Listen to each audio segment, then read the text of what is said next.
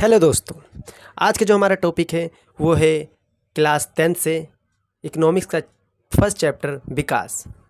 इस अध्याय में हम पढ़ेंगे विकास और उसकी धारणा के बारे में, विकास और उसके लक्ष्य के बारे में, देश की आर्थिक विकास की तुलना का मापदंड करेंगे तथा आय और सार्वजनिक सुविधाओं के बारे में पढ़ेंगे तथा सतत पोषणीय विकास के बारे में भी हम इसमें पढ़ेंगे तथा मानव विकास सूचकांक के बारे में भी हम इसमें पढ़ेंगे। तो चलिए शुरू करते हैं वीडियो को बिना किसी देरी के। हमारा पहला टॉपिक आता है विकास के बारे में। विकास यानी डेवलपमेंट। क्या होता है डेवलपमेंट? देखो, विकास का अलग अलग लोगों के लिए अलग अलग मतलब होता है और उनका अलग अलग लक्ष्य भी होता है। जो चीज़ एक के लिए विकास हो सकता है वो दूसरे के लिए विकास ना हो, यहाँ तक कि वो दूसरे के लिए विनाशकारी भी हो सकता है। जैसे एक स्टूडेंट के तौर पर हमारा लक्ष्य होता है कि पास होकर अच्छे मार्क्स लाना, अच्छी पोजीशन लाना क्लास में, ये हमारा लक्ष्य है और अगर हम ऐसा कर लेते हैं तो ये हमारे लिए विकास है।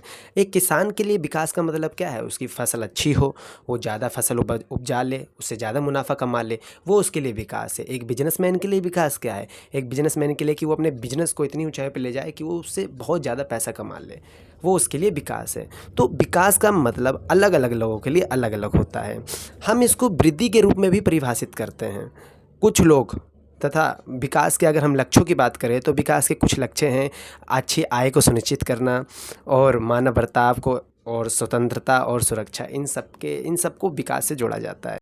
इसी के आगे हमारा जो अगला टॉपिक आता है वो है आय तथा उसके लक्ष्य। कि आय यानी इनकम जो होती है और इनकम के साथ उसका गोल क्या होता है।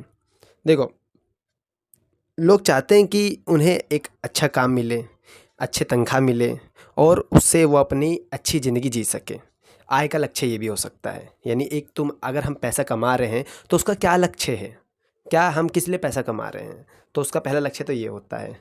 दूसरा होता है कि हम आसान से स्वतंत्र रूप से दूसरों को बिना किसी कष्ट पहुंचाए आदर सम्मान के साथ अपनी इच्छा भी पूरी करें और उनको भी अपनी इच्छा पूरी करने दें। यानी समानता, स्वतंत्रता और इज्जत मिलना भी आय का एक लक्ष्य होता है। अच्छा, अब बात करते हैं आय के तीसरे लक्ष्य की। आय का तीसरा जो लक्ष्य होता है वो ज़िंदगी को बेहतर बनाना होता है। ऐसा क्यों? देखो, हर कोई व्यक्ति क्या करता है, आय यानी इनकम कमाता है और वो अपनी लाइफस्टाइल को ऊंचा से ऊंचा करना चाहता है, जिससे उसकी ज़िंदगी में बेहतर सुख सुविधा हो। कोई भी गरीबी में जीना नहीं चाहता। इसलिए आय का एक अन्य लक्ष्य ये होता है कि ज़िंदगी को बेहतर बनाया जा सके। और इसी में हमारा अगला पॉइंट है कि आय का अगला लक्ष्य होता है लोगों की सुख सुविधाओं को बढ़ाना, उनकी ज़िंदगी को बेहतर बनाना। एक व्यक्ति एक अच्छी आय से अपनी ज़िंदगी को बेहतर बना सकता है तथा अपनी ज़िंदगी को वो और सुविधाजनक बना सकता है। इसलिए आय को हमेशा एक अच्छी ज़िंदगी और सुविधाजनक ज़िंदगी से जोड़ा जाता है। हमारा अगला टॉपिक है देशों की आर्थिक विकासों की तुलना। कि किन्हीं देशों की या देशों के अंदर जो स्टेट होते हैं उनके आर्थिक विकासों की तुलना कैसे की जाती है। तो किसी भी देश की अगर विकास की तुलना की बात करें तो उसकी तुलना का सबसे पहला आधार होता है प्रति व्यक्ति आय। क्या होता है प्रति व्यक्ति आय? एवरेज इनकम, इसको इंग्लिश में एवरेज इनकम बोलते हैं। कि एक देश में किसी देश की एवरेज इनकम कितनी है, कि वहाँ का प्रति व्यक्ति कितना कमाता है, उसे उसकी प्रति व्यक्ति आय कहते हैं।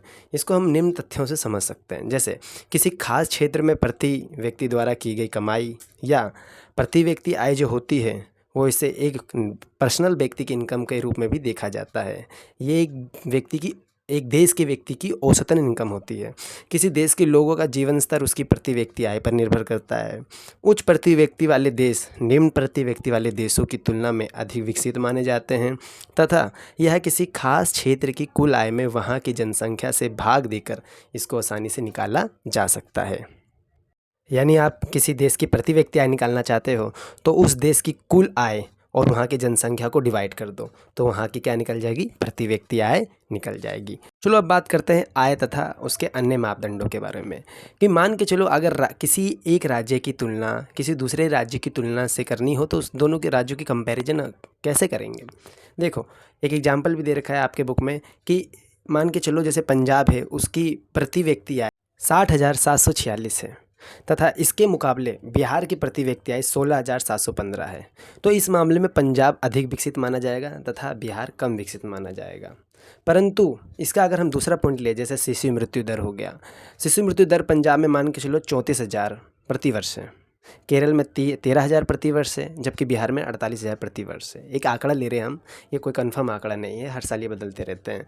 तो ये क्या दर्शाता है? ये दर्शाता है कि किस देश में अन्य देशों के किस राज्य में अन्य राज्यों के मुकाबले मृत्यु दर ज़्यादा है और मृत्यु दर कम है। देखो, जिस राज्य में मृत्यु दर कम होगी वो देश अच्छा माना जाएगा, या वो राज्य जो होगा वो अच्छा माना जाएगा, और जिस राज्य या जिस देश में मृत्यु दर ज़्यादा होगी वो देश का विकास कम माना जाएगा। जब हम किसी देश के विकास की बात करते हैं तो वहाँ का जन्म दर, मृत्यु दर, शिशु मृत्यु दर, ये सबको हमें ध्यान में रखना पड़ता है। अब अगला हमारा जो टॉपिक है या जो हमारा पॉइंट है वो है जीवन प्रत्याशिता। ये भी एक किसी देश के विकास का सूचक माना जाता है कि किसी देश में एक एवरेज व्यक्ति कितने साल तक जीता है। जैसे अब एग्जाम्पल के तौर पर ले तो पहले जो व्यक्ति होते थे वो 100 साल जीते थे, और फिर अभी कुछ हाल ही के कुछ पहले वर्षों में एक व्यक्ति की जीवन प्रत्याशिता यानी एक एवरेज व्यक्ति 70 साल तक जीता था, जो अब घटकर 60 से 65 पे और या 50 तक पे आ गया है। तो ये भी देखा जाता है कि किसी देश में या किसी राज्य में रहने वाले व्यक्तियों की जीवन प्रत्याशिता क्या है, यानी वो एक एवरेज कितने साल तक जीते हैं। इसी में हमारा अगला पॉइंट आता है साक्षरता दर, कि किस राज्य में साक्षरता दर कितनी है, ये भी उसके विकास का सूचक माना जाता है। साक्षरता दर का मतलब होता है पढ़े लिखे लोग, कि जिस राज्य या जिस देश में साक्षरता दर ज़्यादा होती है उस देश का विकास ज़्यादा माना जाता है, और जिस देश या राज्य में साक्षरता दर कम होती है उसका विकास दर कम माना जाता है। तो अब हमारा अगला पॉइंट आता है सतत पोषणीय विकास। देखो, इसको 3 नामों से जानते हैं: सतत पोषणीय विकास, धारणीय विकास और टिकाऊ विकास। ये तीनों नाम से इसको जानते हैं। तो क्या होता है सतत पोषणीय विकास? देखो, सतत पोषणीय विकास ऐसे विकास को कहा जाता है जिसमें हम विकास तो करते हैं लेकिन पर्यावरण को ध्यान में रखकर। यानी सतत पोषणीय विकास ऐसे विकास को कहते हैं जिसमें हम विकास करते समय पर्यावरण को ध्यान में रखते हैं कि हम पर्यावरण को ज़रा भी नुकसान नहीं पहुंचाएंगे या कम से कम नुकसान पहुंचाएंगे। ऐसे विकास को हम सतत पोषणीय विकास कहते हैं। अब बात आती है सतत पोषणीय विकास क्यों ज़रूरी है। देखो, क्योंकि इसमें हम पर्यावरण को बचाते हैं, जिससे हमारे पर्यावरण को नुकसान कम होता है। क्योंकि आज देखा जाता है, आज के समय में अगर देखें तो देखो, जल संकट आ रहा है, पर्यावरण संकट आ रहा है, प्रदूषण बढ़ते जा रहा है और इससे रिलेटेड बहुत सारे प्रॉब्लम आ रहे हैं। इसलिए आज के समय में हमारी जो फर्स्ट प्रायोरिटी है, यानी हमारी जो पहली प्राथमिकता होनी चाहिए वो होनी चाहिए पर्यावरण को बचाना, और साथ में विकास करना भी ज़रूरी है। इसलिए इसको ज़्यादा जोर दिया जाता है कि हम विकास भी करेंगे और पर्यावरण को नुकसान भी नहीं पहुँचाएंगे। इसलिए सबके लिए यह विकास बहुत ही ज़रूरी है। अब हमारा अगले टॉपिक आता है सार्वजनिक सुविधाओं के बारे में। क्या होती है पब्लिक फैसिलिटी, जो हमें सरकार देती है। देखो, जब भी मान के चलो, जो सरकार द्वारा हमें जितनी भी सुविधाएं दी जाती है उसे सार्वजनिक सुविधाएं कहते हैं। जैसे हॉस्पिटल की सुविधा हो गई, सरकारी हॉस्पिटल होते हैं, सरकारी स्कूल होते हैं, ये सारी सुविधाएं जो भी सरकार द्वारा हमें दी जाती है उन्हें सार्वजनिक सुविधा कहते हैं। ये किस लिए दी जाती है? ये नागरिक जो हम हैं उनकी जीवन को अच्छा बनाने के लिए, सुविधाजनक बनाने के लिए तथा आसान करने के लिए दी जाती है। इसे को हम सार्वजनिक सुविधा कहते हैं। सार्वजनिक सुविधा किसी देश के विकास में महत्वपूर्ण भूमिका निभाता है। जैसे केरल में सार्वजनिक सुविधाएं अच्छी है, इसलिए वहाँ पे शिशु मृत्यु दर कम है और साक्षरता दर ज़्यादा है, जो वहाँ के विकास का सबसे बड़ा स्रोत माना जाता है। तो अगर किसी भी देश, किसी भी राज्य को हमें विकास के स्तर पर ले जाना है तो वहाँ के लोगों को आम सार्वजनिक सुविधाएँ देना बड़ा ही ज़रूरी होता है, वो भी अच्छी फैसिलिटीज़ के साथ, अच्छी क्वालिटीज़ के साथ। तो आज का जो हमारा टॉपिक है वो यहीं पे ख़त्म होता है। अब हम थोड़ा इस टॉपिक में अन्य महत्वपूर्ण क्वेश्चन के बारे में डिस्कस करेंगे, जैसे कि आप सब वीडियो में देख सकते हैं। पहला हमारा क्वेश्चन है साक्षरता दर क्या है। तो देखो, किसी खास समय में 7 साल या उससे अधिक उम्र के लोगों का जो प्रतिशत होता है, जो पढ़े लिखे तथ्यों को समझ सकते हैं, उसे हम साक्षरता दर कहते हैं। और जब हम बात करते हैं मानव विकास सूचकांक क्या है, तो मानव विकास सूचकांक जीवन प्रत्याशिता का शिक्षा और प्रति व्यक्ति आय सूचकांक को इकट्ठा किया हुआ एक आंकड़ा है जिसे हम मानव विकास सूचकांक कहते हैं।